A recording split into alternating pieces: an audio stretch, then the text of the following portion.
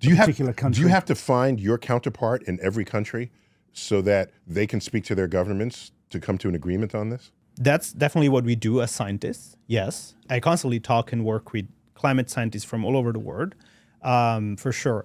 For your question, though, I would say nobody knows who the stratosphere belongs to. The stratosphere, of all places, is actually one of the least regulated.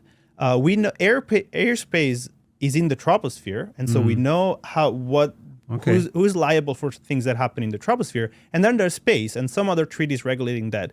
But nobody really had to regulate the stratosphere for a long time. The only treaty that exists is the Montreal Protocol for substances that affect stratospheric ozone, which protects us from damaging ultraviolet light. But that whole protocol was just for the ozone. Just for the ozone. It was just for the ozone. Yeah. And a couple of years ago, there was an increase in one of these ozone-depleting substances that was not predicted, was not expected. And it took countries a year to figure out from which country this increasing depleting substance was coming from. But even then, the Montreal Don't leave us Protocols... hanging. Which country was it? Well, it was a country in Asia. Okay. Okay.